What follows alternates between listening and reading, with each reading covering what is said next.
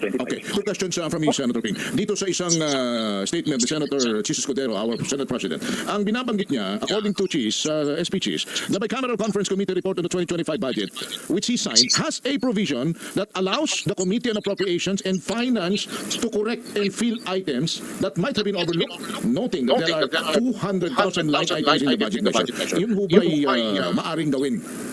At maaaring ilagay na condition na ang Committee ng Appropriations at Finance ang mag-correct and fill the items. Hindi, plenaryo yan eh. Hindi po pwedeng ilang tao lamang ang mag-ratify ng BICAM report.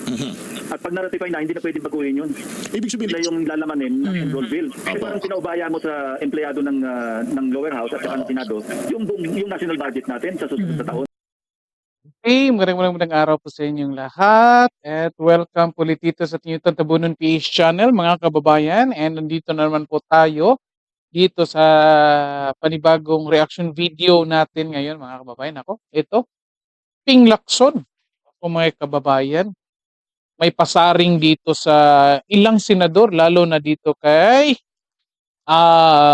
Chis Escudero mga kababayan, kasi nga pinagtatakpan itong mga kalokohang ginagawa nila mga kababayan at hinahanapan nila ng mga palusot dito mga kababayan. At ito na nga, pinunanan ni Ping Lacson ito.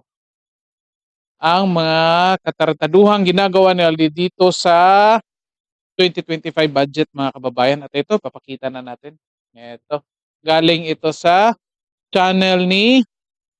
YouTube channel ni Ping Lacson mga kababayan, and I believe may galing din ito sa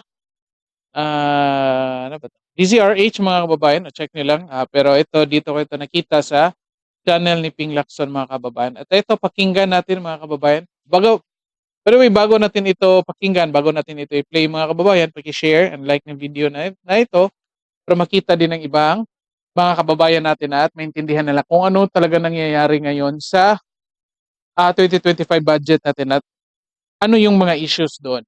Okay? And then, may pakisuyo po ako sa mga kababayan na kung pwede matulungan nyo ako na maabot natin yung goal ko na 1,000 subscribers for 2025 mga kababayan.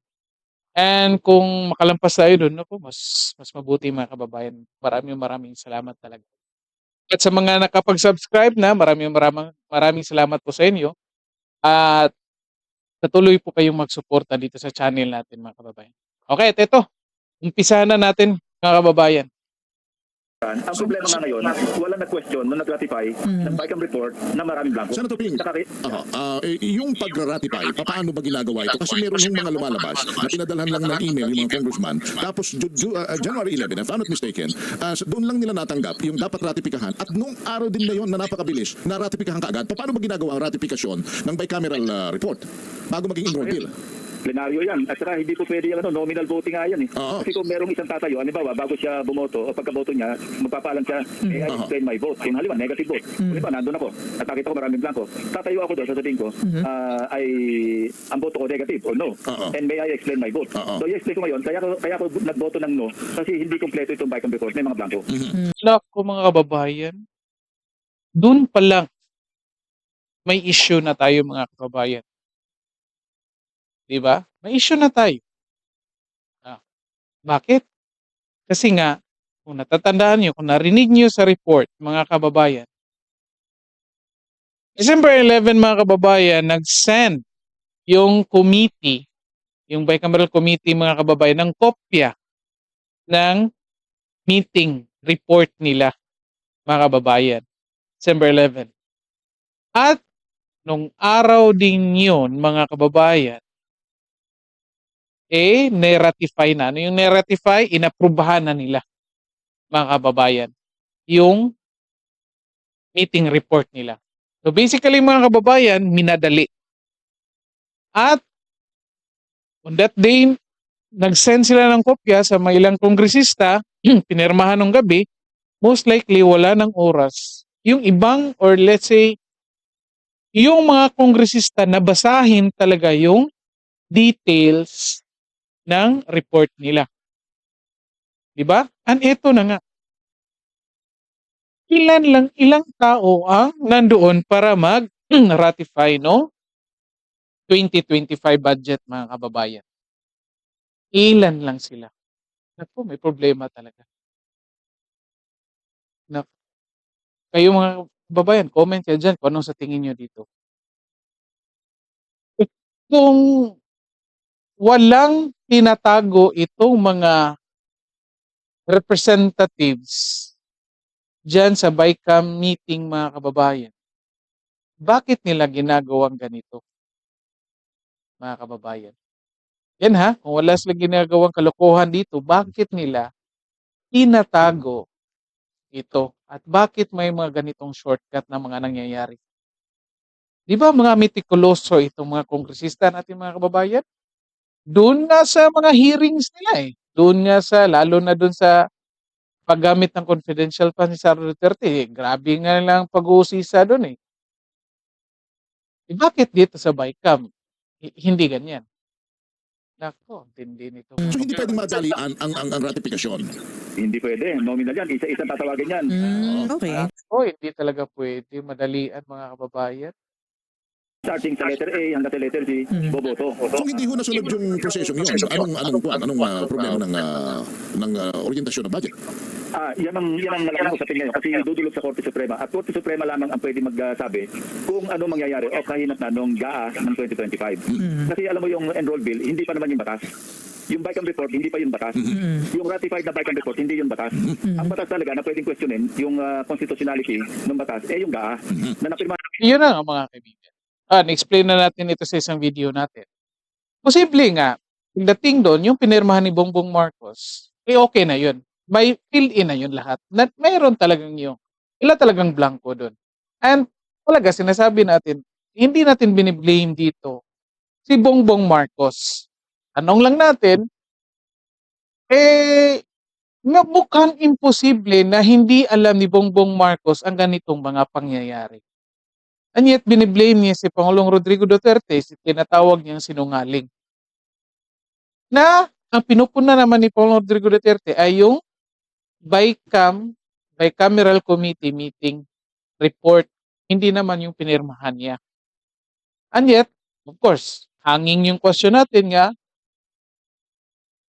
hindi ba talaga alam ni Bongbong Marcos ang ganitong mga pangyayari dito or mga ginagawang ganito ng mga kongresista, lalo na sa pinsan niya, si Martin Romualdez. Again, hindi natin biniblame yung Malacanang. Again, sabihin natin, yung napirmahan na, yung GAA na, ay filled up na yon. Yun nga ang tanong ng karamihan, sino nga nag-filled up doon sa mga blankong items, mga kababayan? Yun nga ang pinupunteriya, yun nga ang hinahanapan natin ng sagot kasi hindi nga pwede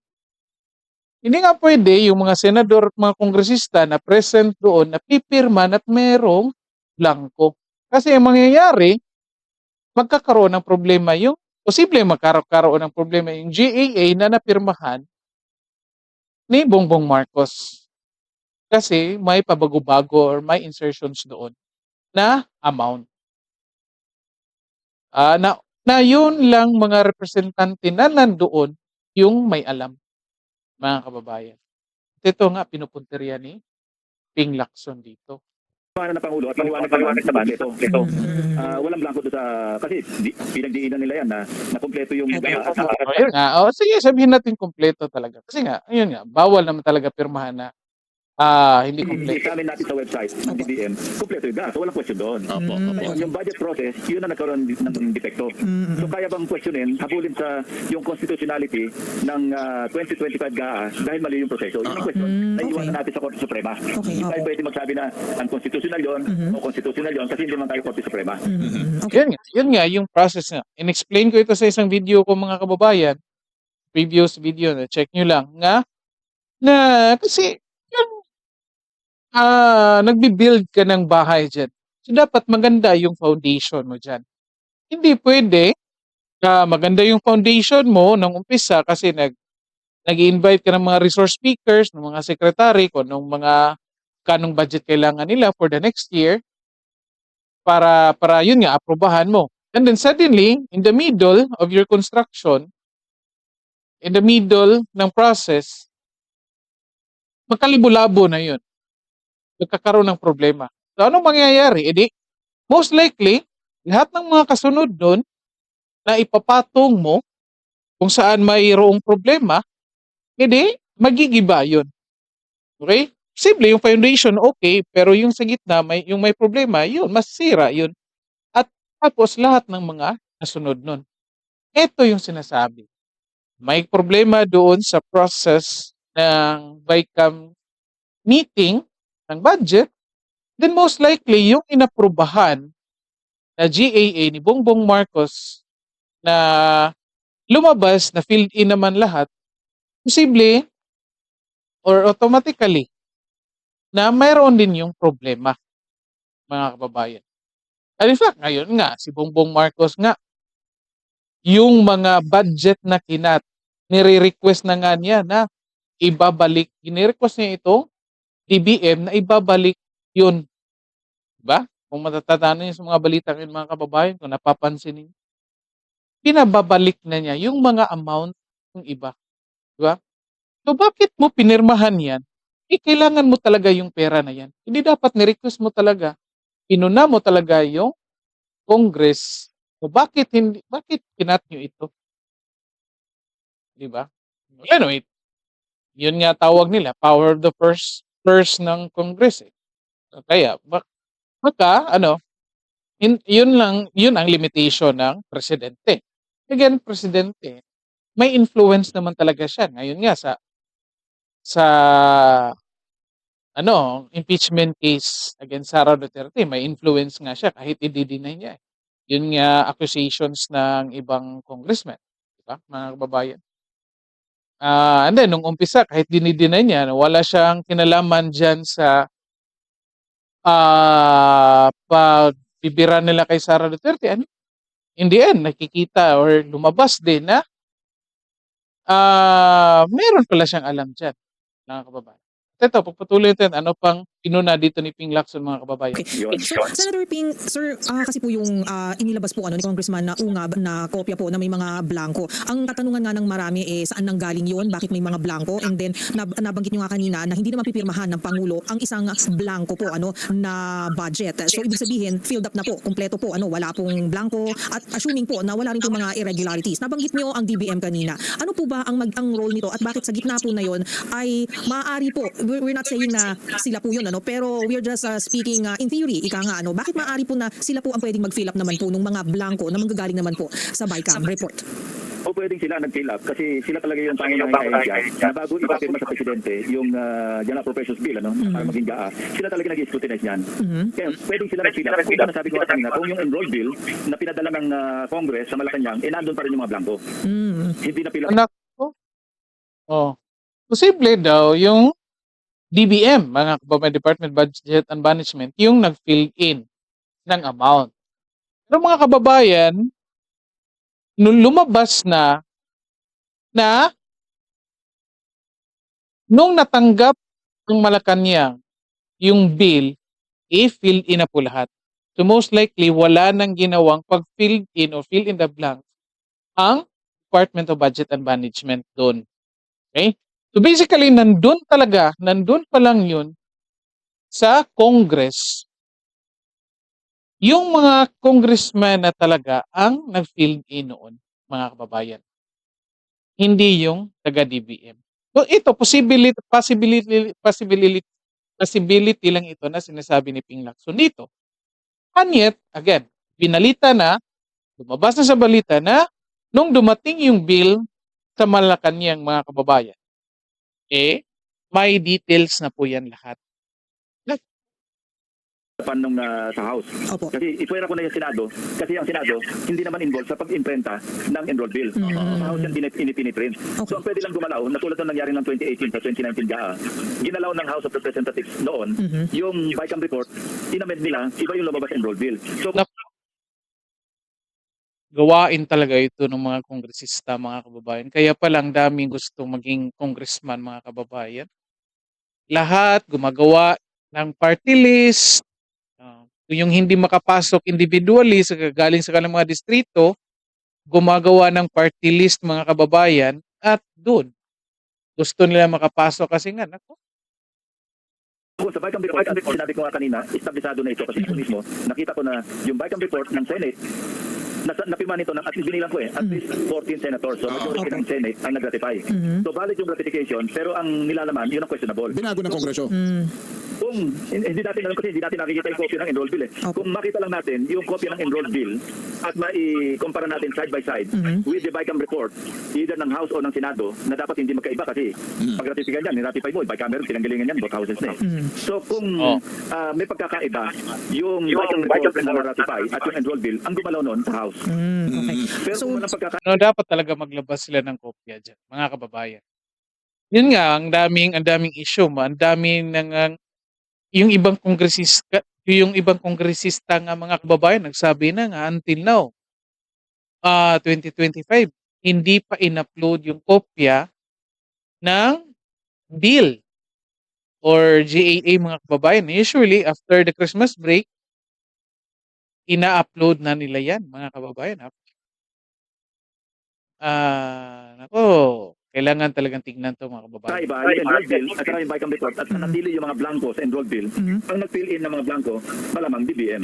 Senator, paano po ito? Nabanggit nyo kung pwede lang po na ma-compare natin side by side. Ano po ba yung pwedeng maging hudyat nito? Gayong po na inapirmahan na po at meron na po tayong budget, national budget for 2025. Napakagandang tanong. Yun din ang tanong ko. Then sinabi ko kanina na Korte Suprema lang ang pwede magsabi na yung GAA 2025 unconstitutional dahil yung proseso hindi Ay, nasunod. questionable. Okay.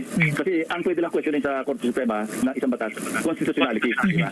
Pero sa ngayon, at face value, constitutional yung GAA. Kasi wala namang blanco Kompleto yung GAA na 2025. Kaya lang yung pinanggalingan niya, yun ang may question. Yun ang po. Sasabihin ng Korte Yun na nga mga kababayan.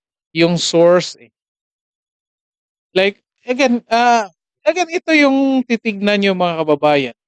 Diba?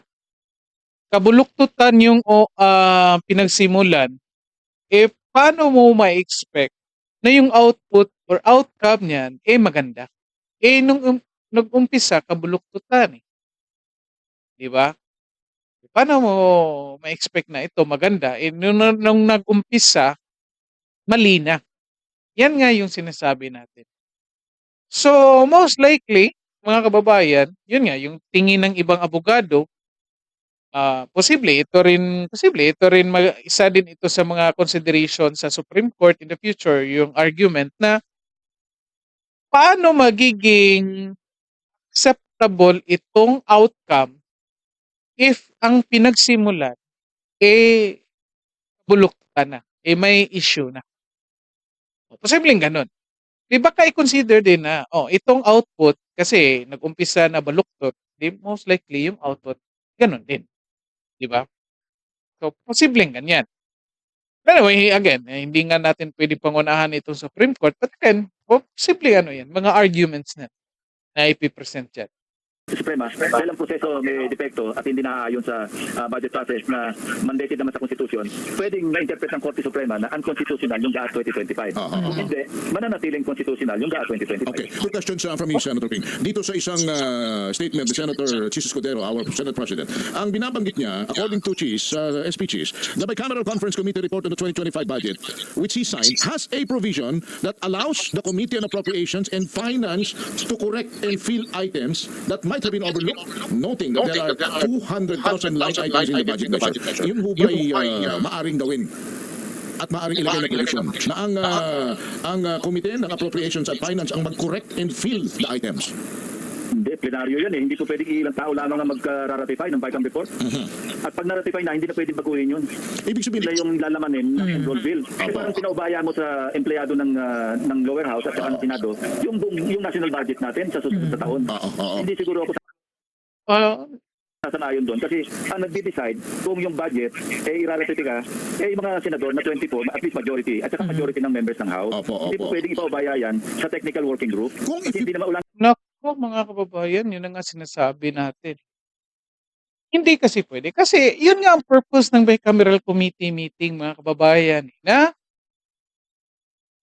evaluate yung version ng Senate at ng Congress, magmi-meeting sila para i-reconcile nila yung kanya-kanyang version nila. Para magkaroon ng isang buong and final na General Appropriations Bill, mga kababayan. At yun na nga yung pipirmahan nila. Yun nga sinasabi natin, kasi kapag ganoon, inaalaw, again, ito, akalain mo, ito yung pag-iisip ng Senate President, mga kababayan. Ha? Ito nga sinasabi ni Jesus Cordero na pwede naman na yung Congress ang mag-fill in dyan. Diba? Yun nga, yung pwede naman palang ganyan, iba kayo babay ka meeting. Inaalaw nyo na naman pala ito, representative ng Congress, na maglagay kung magkanong amount ang gusto nilang ilagay dyan or kung anong i-insert nila dyan. Di ba? Kasi nga, pumirma ka, Chis Escudero, na may blanco dyan. Ako, kahit anong palusot mo na ngayon, ako, ang hirap ng lusutan yan. Ako, sir, ang tindi, ito na, pinupuna ka na ni Ping Lacson. Oh. Lagi nakalain mo, mga kababayan, ang hirap nito. Senate President ito, mga kababayan, ha? Anyat pinagtakpan itong mga katarantaduhang ginagawa ng Congress ngayon. Sino pang maasahan natin dyan, mga kababayan? Nako, kaya pala gusto na nilang mapatalsik itong si Sara Duterte kasi ito, ang ingay, napakaingay. Palaging binubulgar yung mga katarantaduhang ginagawa nila dyan sa Congress. Kaya pala ito, gusto nilang patalsikin. O kung mapalis ito si Sara Duterte, sino pamasahan natin? Itong Senate President natin. Wala tayong masahan ito eh. Yung presidente, lalo na.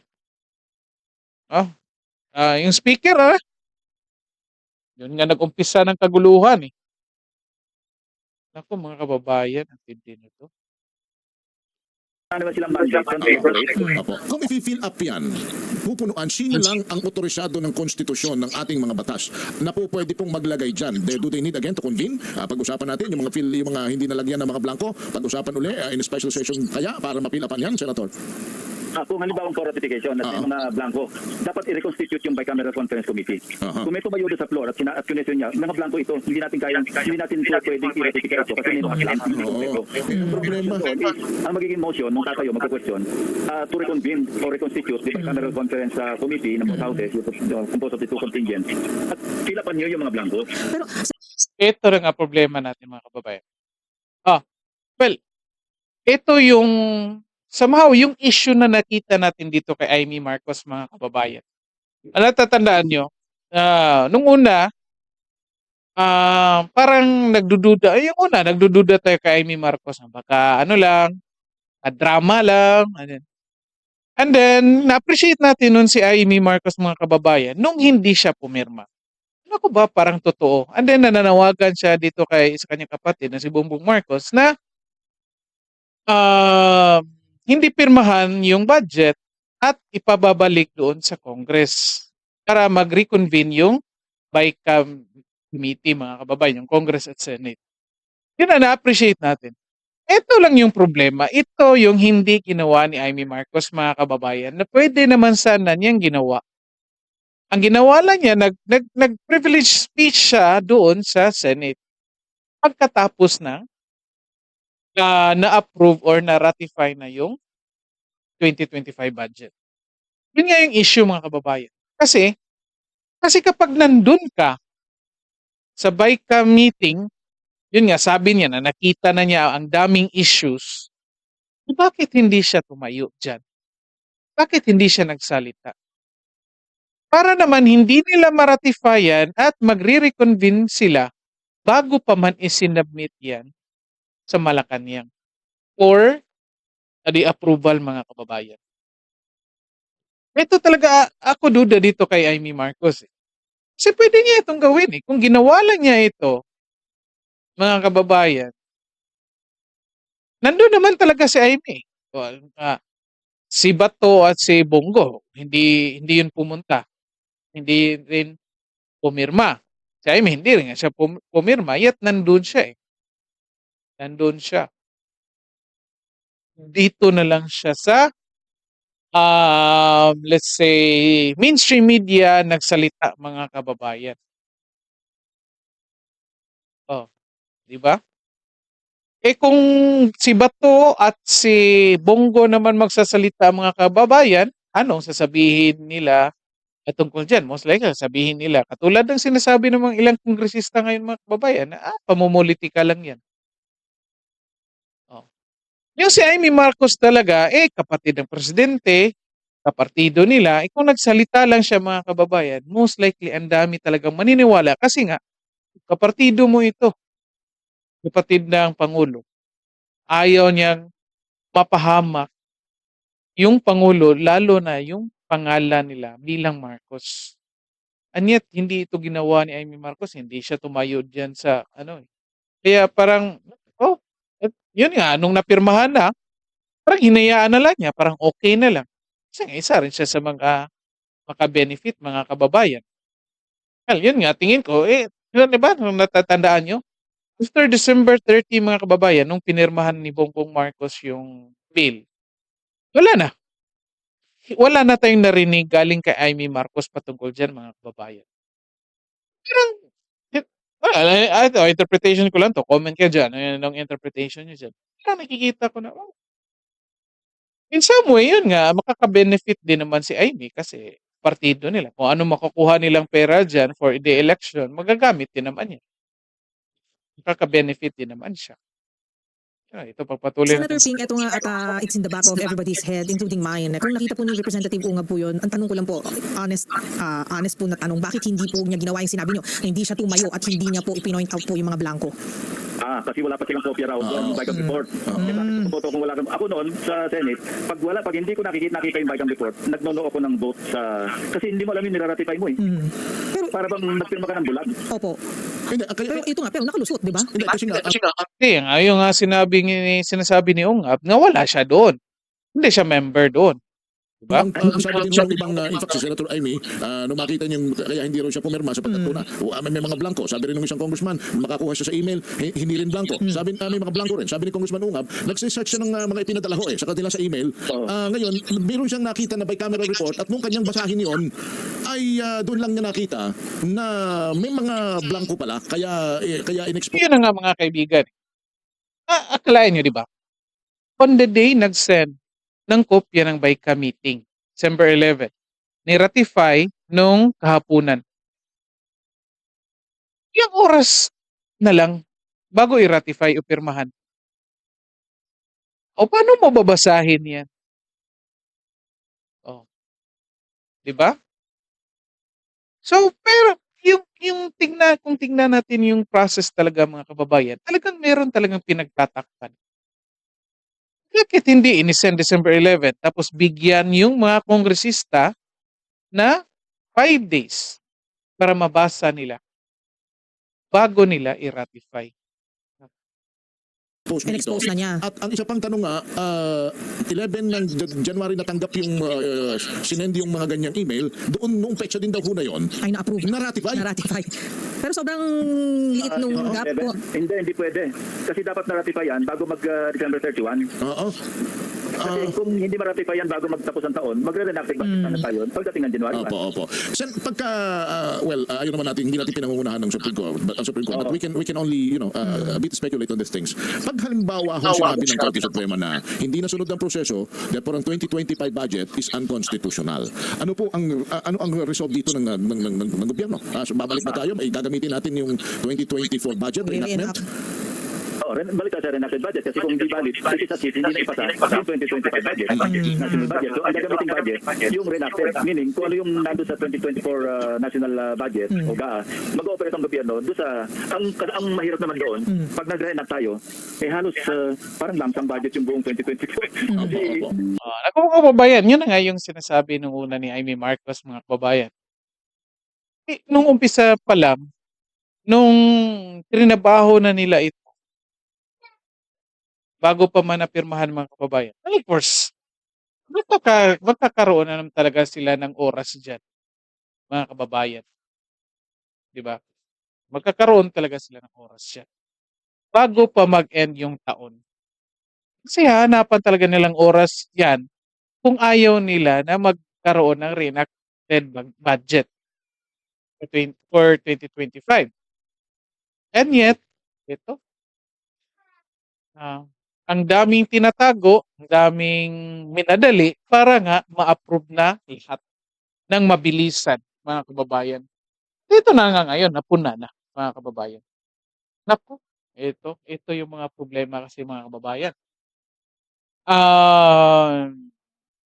Ito ang hirap pag dito sa Congress, mga kababayan. Yung iba, yung karamihan dito sa Congress na kakampi dito o dumidepensa dito kay Martin Romualdez, natatakot sila na baka mawalan. Kaya nga, kanay nila, depensa nila dito sa ginagawa nila. Yung iba naman, yung sabihin natin yung ilan-ilan lang na kakampi ng mga Duterte na pumupa na dito sa mga ginagawa ng Congress, most likely natatakot na rin.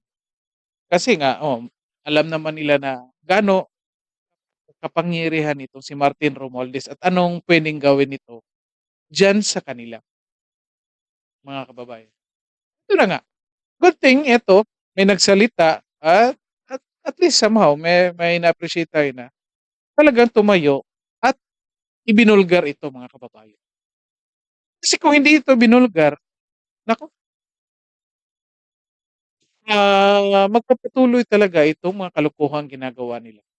Ito na nga, meron din, kaya mo, mga kababayan, marami pa ring kongresista kahit ang dami nang nagsasabi na meron talagang blanco, and yet marami pa ring kongresista na pinoprotektahan yung mga taong gumagawa ng kabulastugan ito. Nandiyan si Ace Barbers. Sinasabi na pamumulitika. Si Paulo Ortega, sina Luis Tro, ito sinasabi nila na pamumulitika. Kaya daw ginawa ni Pangulong Duterte ito na binulgar para daw magkaroon ng reenacted budget at maibalik yung budget ng Vice President, mga kababayan. Ako, tingnan nyo itong anong klaseng pangingisip. Nag-iisip itong mga kongresista na ito. Again, ang dami ng pumuna. Pati kasamahan nila sa Congress. Pinuna na ito. And yet, yung sinasabi nila, ipamumulitika pa rin. Kailangan nyo yan, mga kababayan. Comment kayo dyan. Ano sa tingin nyo dito? Comment kayo dyan. Anong reaksyon nyo dito? Patungkol dito sa mga kabulustugang ginagawa ng mga kongresistang ito, mga kababayan. Ito na nga, mga kababayan, dito na lang po muna tayo. And then, again, kung gusto nyo panoorin itong yung buong interview dito kay Ping Lacson, pumunta lang kayo sa kaniyang YouTube channel, mga kababayan. And then, ganyan yung buo. Ito lang part kasi doon nga yung crucial na importanteng nag-discuss nila, mga kababayan. Okay, so paki-like and share ng video natin para makita din ng iba. And then, ipakisuyo ko po sa inyo, mga kababayan, na kung pwede, matulungan nyo ako sa goal ko na abot tayo ng 1,000 subscribers or more, mga kababayan, for 2020. Okay? Maraming salamat po sa lahat at magandang araw.